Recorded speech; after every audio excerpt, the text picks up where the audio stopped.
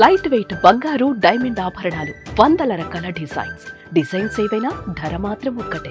But అప్పటికి అమ్మ మంచి పెద్ద యాక్ట్రెస్ కదా, అమ్మ యాక్సెప్ట్ చేశారు అసలుకి? నా లైఫ్ కొంచెం తమాషాగా ఉండేదండి. అమ్మ నాన్న వాళ్ళు ఎవరు వచ్చి ప్రొడ్యూసర్స్ని కలిసో డైరెక్టర్స్ని కలిసో కథలు వినో అలా ఎప్పుడు సెలెక్ట్ చేయలేదు. నేను చాలా బిందాస్గా చెన్నైలో గ్రాడ్యుయేషన్ పోస్ట్ గ్రాడ్యుయేషన్ చేసి డాన్స్ నేర్చుకోవడానికి వెళ్ళాను. అక్కడ రోల్ వస్తే ఒకసారి ఒక్క రోల్ చేస్తానని దిగారు. ఆ తర్వాత I use to do my own manager, నేనే సెలెక్ట్ చేసుకునేదాన్ని. సో వాళ్ళ వరకు పోయి వాళ్ళకి నచ్చిందా లేదా అన్నది లేదు. అమ్మ సెట్కు రారు? ఓకే, ఆమె బిజీగా ఉన్నారు కాబట్టి. బిజీగా లేకపోయినా రారు, అదేంటో అలా నచ్చిపోయింది. నాకు అసిస్టెంట్ని మేనేజ్ని పెట్టారు తప్ప.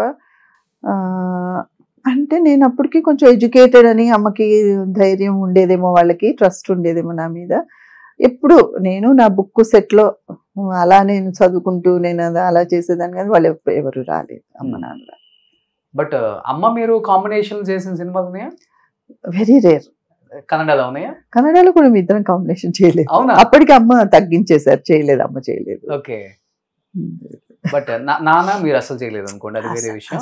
అమ్మ నాన్న త్వరగా పోయారు, నేను ఎంటర్ అవడానికి ముందే పోయారు. ఓకే, బట్ అమ్మ చేసిన క్యారెక్టర్లు చూస్తుంటే ఇప్పటికి ఈటీవీలో రెగ్యులర్ గా ఒక్క సినిమా ఏదో ఒకటి వస్తుంది. ఎక్కువ అమ్మ ఇన్ఫ్లుయెన్స్ ఏముందా మీ మీద? పెద్దగా యాక్టింగ్ వైజ్ లెసన్స్ ఇవ్వడం, ఇలా చేయాలా చేయడం ఎప్పుడు లేదు మా అమ్మ. ఓకే, ఇంకోటి ఏంటంటే నేను మీకు చెప్పాను కదా, మా పెద్దమ్మ గారు నన్ను పెంచుకున్నారు. సో అమ్మతోటి అప్పుడు అఫినిటీ కూడా కొంచెం తక్కువ, నాకు పిన్నిలాగానే చూసేదాన్ని. అమ్మ అంటేనే మా అమ్మగారంటేనే ఎక్కువ ఇది అనమాట. ఓకే, సో అది కూడా మీరు కొంచెం ఆ దూరం ఉందేమో అప్పుడు. ఓకే, అంటే చిన్నప్పుడే తీసేసుకున్నారు? పుట్టగానే తీసేసుకున్నారు. అవునా? సో అమ్మతో అటాచ్మెంట్ తక్కువే అని చెప్తాను. తక్కువే యాక్చువల్లీ. నాకు ఒక పిన్నిలాగే అటాచ్మెంట్ అమ్మతోటి, అమ్మ కంటే ఎక్కువ పిన్ని లాంటి అటాచ్మెంటే. పిన్ని అనే పిలుస్తారా? పిన్నినే పిలుస్తాను నేను అమ్మని. అమ్మని. ఓకే, అమ్మ ఫుల్ నేమ్ ఏంటండి అసలుకి? ఆదవాని లక్ష్మీదేవి. ఆదవాని? ఆదవాని అంటే ఆదోని అనే ఊరు. ఓకే, అది కన్నడలో ఆదవాని అంటారు దాన్ని. సో ఆదవాని లక్ష్మీదేవి అని. తెలుగులో ఆదోని లక్ష్మి లక్ష్మీదేవి అని అంటారు, కానీ తెలుగులో అమ్మ కూడా తక్కువే చేయడం, అమ్మ కూడా ఎక్కువ చేయడం. కన్నడలో ఎక్కువ చేసి, కన్నడలోనే ఎక్కువ చేసి. చూడండి, మనం ఎక్కడ పుట్టాం, ఎక్కడ పెరిగాం, ఎక్కడ స్టార్లు అయ్యాం. అదేంటి కళ అంటే అదే. ఇప్పుడు అప్పుడప్పుడు కొన్ని క్రిటిసిజమ్స్ వస్తాయి, అక్కడ వాళ్ళు ఇక్కడ చేస్తున్నారు, ఇక్కడ వాళ్ళు అంటే మేము అంటే వీఆర్ లివింగ్ ఎగ్జాంపుల్. మేము ఇవన్నీ చేసి వచ్చి క్రిటిసైజ్ చేయాలంటే నాకు మనసు ఒప్పదు. అరే మనం కూడా అలాగే చేసాం కదా, పేరు తెచ్చుకున్నాం కదా, అందుకని ఈ బౌండరీస్ అన్నవి ఉండకూడదేమో అనిపిస్తుంది. అప్పుడు ఎక్కువ ఉండేది కదా కొంచెం? లేదు అసలు అప్పుడు నార్త్ సౌత్ డివైడ్. ఓకే, ఇప్పుడు అది కూడా పోయింది కదా. మన వాళ్ళు ఇప్పుడు అందరూ మన హీరోయిన్స్ అంతా నార్త్. అసలు మన డైరెక్టర్స్ కి ఎంత వాల్యూ ఇప్పుడు. So you have to be proud. ఇప్పుడు చాలా గర్వించతగ్గ సమయంలో ఉన్నాం ఇప్పుడు మన ఇండస్ట్రీ. బట్ ఒక తెలుగు అమ్మాయి కన్నడ ఇండస్ట్రీకి వచ్చి మాకన్నా ఇలా ఎదిగిపోతుంది ఏంట్రా అనేది స్టార్ట్ అయింది కదా ఆ టైంలో. బాగా ఉండింది, కొంచెం ఉండింది. కాకపోతే నేను కొంచెం రాజ్ కుమార్ గారి ఫిల్మ్స్ కూడా చేయడం వలన వాళ్ళకంటే పైన ఎవరు లేరు కదా, అందుకని పెద్ద క్రిటిసిజం వచ్చేది కాదు.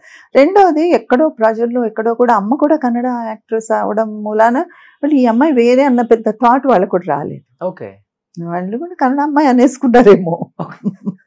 కన్నడ రాదు అప్పటికి మీకు కూడా? వచ్చు, కొంచెం వచ్చు, కొంచెం కొంచెం వచ్చు. అంటే అమ్మ వాళ్ళు, మా అమ్మమ్మ actually from Kannada, Ballari district. అది కూడా కొంత ఉంది నాకు. దానివల్ల చిన్నప్పుడు అమ్మ వాళ్ళు మేము అర్థం చేసుకోకూడదని సీక్రెట్స్ మాట్లాడుకునేవాళ్ళు కన్నడలో. ఓకే, రాను రాను అవి మాకు అర్థమైపోయింది, సీక్రెట్స్ అర్థమైపోయింది. సో అలా కన్నడ ఎక్కేసింది. ఇంకా కన్నడ కొంచెం చెన్నైలో ఉండడం వల్ల తమిళ్ వచ్చింది. అలా మలయాళం కొంచెం చేశాను కాబట్టి మలయాళం వచ్చింది. సో ఎక్కువ మంచి పేరు వచ్చిన సినిమాలు అంటే హీరో రాజ్ కుమార్ చెప్తారా, విష్ణువర్ధన్ గారు చెప్తారా? రాజ్ కుమార్ గారు. తర్వాత నేను హీరోయిన్ ఓరియంటెడ్ కొన్ని చేశాను, నాకు అవార్డ్స్ వచ్చిన ఫిలిమ్స్. అవన్నీ కూడా చాలా మంచి పేరు వచ్చింది. ఓకే, మంచి పేరు వచ్చి.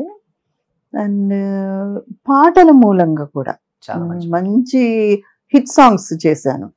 సో అంటే కర్ణాటక నిన్న కూడా ఎవరో నాకు అక్కడి నుంచి ఫోన్ చేసేదో ఫంక్షన్కి పిలిచారనమాట, షోలాపూర్లో. అంటే వెళ్ళగలుగుతానో లేదో నాకు తెలీదు. వాళ్ళు చేసి అదే చెప్తున్నాను, వాళ్ళు మాట్లాడుతున్నప్పుడు వాళ్ళు ఆ పాటలన్నీ పాడేసి ఒక పాట ఉంది, కావేరి ఏక ఓడువే అని, ఫేమస్ సాంగ్ అనమాట. అంటే కావేరి అంటే కర్ణాటక కావేరి నది, వాళ్ళకి దే ఐడెంటిఫై విత్ కావేరి కదా, అందుకని కావేరి ఏక ఓడువే అని డాక్టర్ రాజ్ కుమార్ తోటి ఫేమస్ సాంగ్ ఉంది. ఓకే.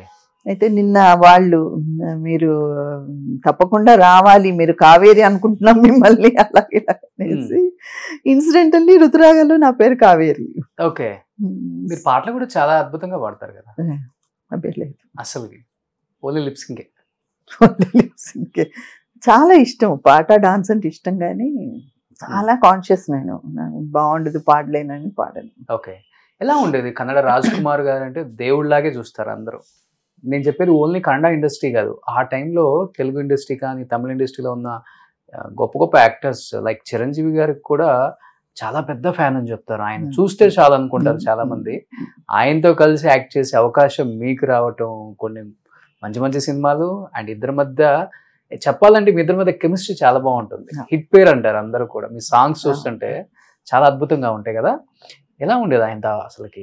చాలా పెద్ద యాక్టర్ అన్నది నేను తర్వాతనే రియలైజ్ అయ్యాను, because I was very young when I was acting with him. నేను జస్ట్ అమ్మతో ఎప్పుడో ఒకసారి సెట్లో చూసాను, తర్వాత నాకేమీ తెలీదు. మామూలుగా హీరో గారు అనుకుని వెళ్ళిపోయాను తప్ప, నేను పెద్ద హీరో గారు, మనం భయం భక్తులతో ఉండాలి అదంతా నాకు తెలిసేది కాదు. తర్వాత ఆడియన్స్ రియాక్షన్, అసలు ఎక్కడికి పోయినా వేల జనం వచ్చేయడం, అవన్నీ చూసిన తర్వాత ఓహో ఈయన ఇంత పెద్ద హీరో గారు అన్నమాట అని తెలిసింది. తర్వాత at the same time humility అండి. అసలు ఫస్ట్ నాకు నిజంగా ఇంత పెద్ద హీరో ఇంత వినయంగా ఉండగలుగుతారన్నది, అది కూడా నాకు ముందు అర్థం కాలేదు. యాక్టింగ్గా నిజమా అన్నంత ఉండింది, కానీ తర్వాత అర్థమైంది చాలా హ్యూమిలిటీ అండి. ఆయన నాకు ఇంకా ఐ రిమెంబర్, అప్పుడు అమితాబ్ బచ్చన్ గారు, అప్పుడు ఆయన హిందీలో పెద్ద హీరో, సో కర్ణాటక ఫిల్మ్ ఇండస్ట్రీలో ఒక ఫంక్షన్ పెట్టాము. పెడితే అమితాబ్ బచ్చన్ గారు వచ్చారు. ఈయన ఆయన దగ్గర పోయి నేను ఫ్యాన్ అని చెప్పేసుకుని ఎంత ఒక ఫ్యాన్ మూమెంట్ లాగా చేశారంటే, అరే నేను నిజంగా ఇలా ఇంత అంటే సింపుల్ అట్ హార్ట్ ఆయన. అది ఎక్కడో నేను అనుకోవడం it will going to the public. ఎప్పుడు చూడండి మనకి మనమైనా కూడా ఒక ఎక్కడో ఈ క్యారెక్టర్ నుంచి ఒక ట్రాన్స్పరెన్సీ ఉంటుంది, క్యారెక్టర్ అనేది కనపడుతుంది, అది ఉండేదేమో అనిపిస్తుంది నాకు. అలాగే హిందీలో సంజయ్ దత్ చూడండి, ఆయన పర్సనల్ లైఫ్ ఏదైనా కావచ్చు, ఆయనను చూస్తే మనకు ఒక ఏంటో ఒక ఇన్నోసెంట్ పర్సన్, ఒక మంచి అతను ఏదో అనిపిస్తుంది. ఆ మున్నాబాయ్ చేస్తే you will really identify with him. అలాగా ఆ ట్రాన్స్పరెన్సీ ఉంటుందేమో అనిపిస్తుంది అప్పుడప్పుడు. Same father the Puneeth Raj Kumar గారికి వచ్చిందని చెప్పుకోవచ్చా? అందరికీ వచ్చిందండి, వాళ్ళ ఫ్యామిలీలో యాక్ట్ చేశారు కదా పునీత్ గారు కూడా. చేశారు అందరూ. చిన్నప్పుడు పునీత్ కొడుగ్గా చేశారు, 2 ఫిల్మ్స్ కొడుగ్గా చేశారు. 9 ఫిల్మ్స్ 2 ఫిల్మ్స్. తర్వాత నేను మ్యారేజ్ చేసుకొని సెటిల్ అయిపోయాను, చేయలేదు. వాళ్ళ ఫ్యామిలీలో అందరికీ ఉందండి, ఎందుకంటే మేబీ బికాస్ ఆఫ్ వాళ్ళ నాన్నగారు. అదొక్కటే కాదు, రాజ్ కుమార్ గారి వల్ల మొత్తం ఇండస్ట్రీలో కూడా ఎవరు ఇలా అని చెప్పడానికి లేదు, ఒక్కరో ఇద్దరో ఉన్నారు, I don't want to name them. మిగతా ఎవరు, ఎందుకంటే అండి బ్రేక్ అవగానే ఇలా ఒక హాల్లో ఇలా కింద కూర్చొని భోజనాలు, రాజ్ కుమార్ గారు ముందు కూర్చొనేసేవారు కింద. No dining table, no rooms లో వెళ్ళి భోజనాలు, క్యారియర్స్ లేవు. ఆయన కూర్చోగానే చచ్చంటే అందరు కూర్చోవాలి కదా, అందరికి కూర్చునేవాళ్ళం, లైట్ వాయిస్ తో సహా. ఎక్కడ చేస్తామో అక్కడ ఏ పెద్ద హాల్ ఉంటే ఆ హాల్లో భోజనాలు, ఆయనకి ఏం వడ్డిస్తారో అందరికి అదే వడ్డిస్తారు. ఈ సెట్ లోంచి ఇంకో సెట్ పోయాక ఇంకొక హీరో వేరే రకంగా చేయలేడు కదా, ఆయన కింద కూర్చోవాల్సిందే, అలా ఉండేది. ఎప్పుడు వెళ్ళా ఏ హీరోయిన్ చెప్పటం ఇట్లా హీరో కింద కూర్చొని చాలా అరుదుగా ఉంటుంది. భోజనం ప్రియుడు ఆయన, చక్కగా పొద్దునే యోగాలన్నీ కసరత్తులు చేసేసి టైం సరిగ్గా 9 o'clock అంటే 9 o'clock సెట్ లో ఉండేవారు. మధ్యాహ్నం కరెక్ట్ గా ఆ భోజనం అందరం కూర్చొని అలా భోజనం చేసేవాళ్ళం. ఇంత మంచి వ్యక్తిని నక్సల్స్ ఎందుకు, మావోయిస్టులు ఆయన్ని కిడ్నాప్ చేసి ఆ టైంలో వీరప్పన్ అంటే ఐ థింక్ ఏదో పొలిటికల్ రీజన్స్ ఉన్నాయండి దాని వెనకాల, అది మనకి తెలియదు. కానీ తర్వాత చూసి చాలా బాధపడ్డాం. తర్వాత ఆయన వచ్చాక కలిసాము అమ్మ నేను, ఆయన చెప్పడం వెంటనే వీరప్పని చాలా బాగా చూసుకున్నారంట. రాజ్ కుమార్ గారిని. Okay he respected him so much. Okay ఏదైనా నొప్పులు అంటే ఆయుర్వేద మందులు ఇవ్వడము, కూర్చోవడము, అంత రెస్పెక్ట్ ఇచ్చాడట. అది ఇట్ వాజ్ అ న్యూస్. ఆయన చెప్పిన మీరు అడిగారా? అంటే మేమందరం బాధపడిపోతే ఆయన ఒకటే అన్నాడు, నేను అవును ఉంటది కదా, ఎవరో కిడ్నాప్ చేసుకెళ్ళిపోతే ఫ్యామిలీ నుంచి దూరంగా, అది బాధ ఉండింది, కానీ చాలా బాగా చూసుకున్నాడు నన్ను అని చెప్పారు. సూపర్. అసలుకి సినిమా కథలాగా లేదా? కథలాగే ఉంది. దాదాపు ఆయన ఎన్ని రోజులు ఉంచారు కదా అసలుకి? 18 days. సో ఆయన చెప్పే విధానం చూడండి, చాలా అద్భుతంగా చూసుకున్నాడని. సో లాస్ట్ ఎప్పుడు కలిసారండి పునీత్ రాజ్ కుమార్ గారిని? రాజ్ కుమార్ గారి అన్న అంటాం అందరం. ఆయన బుక్ ఒకటి రిలీజ్ అయింది. ఆ రిలీజ్ కి నేను అంటే నన్ను పిలిచారు. నేనన్నా నాకంటే అమ్మ కరెక్ట్ పిలవడం. అమ్మ ఆయనతో అక్క, మదరు, హీరోయిన్, సిస్టర్ అన్ని యాక్ట్ చేశారు. సో అంటే అయ్యో అమ్మ వస్తారా, అంతకంటే కావాల్సింది తీసుకురండి అంటే వెళ్ళాం. అప్పుడు వచ్చారు పునీత్ రాజ్ కుమార్, శివరాజ్. అమ్మని చూస్తే కాళ్ళకి దండం పెట్టడాలి వాళ్ళు. అంత మంచి పిల్లలండి. హ్యూమిలిటీ అంటే ఆ ఫ్యామిలీలో ఆయన నుంచి అలా వచ్చింది. ఇప్పుడు అంత బిజీగా ఉన్నారు కదా కన్నడలో. మన తెలుగు వాళ్ళు ఎవరైనా కానీ, అరే మన తెలుగు అమ్మాయి రూపాదేవి, మన లక్ష్మి గారి పాపే, మనం పిలిచి ఆ గౌరవం ఇవ్వాలి. ఇక్కడ ఒక ఎన్టీఆర్ గారితో, ఒక ఏఎన్ఆర్ గారితో, ఒక కృష్ణ గారితో, ఒక కృష్ణరాజు గారితో, ఒక శోభన్ బాబు గారితో పేరు చూస్తే బాగుంటుంది కదా అని ఎవరికి అనిపించలేదా రూపాదేవి కదా? నిజంగా ఇది కమర్షియల్ మీడియం కదా రోషన్, అంత ఇట్ ఇస్ వెరీ సింపుల్. ఎందుకు పిలుస్తాం అంటే, even if I'm in that position I won't call. నాకు కమర్షియల్ గా ఏది హీరోయిన్ పిలవటం చాలా ఈజీ కదా. అంత పెద్ద హీరోగా అంత కరెక్ట్ గా ఉండాలని ఆలోచిస్తారేమో కదా. మీరు ఆల్రెడీ అక్కడ పెద్ద వాళ్ళతో చేస్తున్నారు కదా? చేస్తున్నాను. I don't know, I think that ఏవో ఉంటాయి అప్పటికప్పుడు. బట్ ఇప్పుడు మీరు కూడా అడిగే ప్రయత్నం చేయలే ఎవరిని? తెలుగు హార్డ్లీ చాలా తక్కువ సినిమాలు చేస్తుంటారు కదా మీరు? నేను చాలా తక్కువ అండి, వేళ్ళ మీద లెక్కేసుకోవచ్చు. అంతే కదా. చూడండి, అయినా కానీ సినిమాలో రాని గుర్తింపు మీకు బుల్లితెర మీద వచ్చింది. అక్కడ స్టార్ హీరోయిన్, ఇక్కడ మా ఋతురాగాలు రూపాదేవి గారు. తెలుగు వాళ్ళు ఇలా నన్ను ఆదరించారు కదండి. అంటే ఒకటే నేను చేసింది ఏంటంటే, నేను ఫిలిమ్స్ చేస్తున్నప్పుడు టీవీ స్టార్ట్ అయింది. అప్పుడు నాకు ఆఫర్స్ వచ్చినప్పుడు నాకు ఎందుకు అనిపించింది, ఇది నెక్స్ట్ జనరేషన్ కి ఇది పనికొస్తుంది అని నేను యాక్సెప్ట్ చేశాను. నా కొలీగ్స్ కొందరు అన్నారు, నువ్వేంటి ఇప్పుడు పోయి టీవీ సీరియల్స్ చేయడం ఏంటి అని. ఆ టీవీ సీరియల్స్ మూలాన actually I met my husband. ఆయనతో పెళ్లి కూడా సీరియల్ వల్లే జరిగింది. బంగారు చిల్క అని ఒక సీరియల్ చేసాం ఇద్దరం. ఆయన కెమెరామెన్, నేను హీరోయిన్. ఆయన కెమెరాలో చూసి చూసి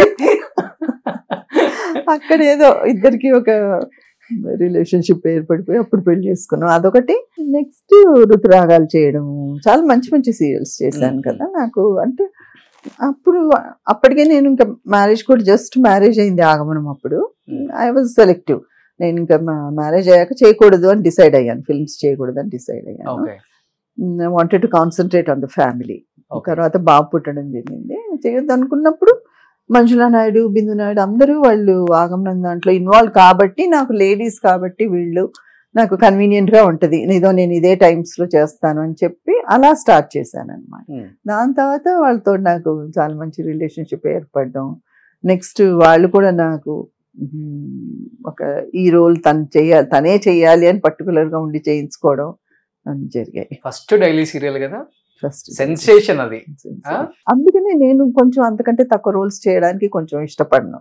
ఎందుకంటే అదొక బెంచ్ మార్క్ అయిపోయింది. దాని నుంచి నన్ను నేనే పడేసుకోవడం ఎందుకు అన్నట్టు అనిపిస్తుంది. ఇప్పటికి టచ్ లో ఉన్నారండి మంజులా నాయుడు గారికి, బిందు నాయుడు గారికి?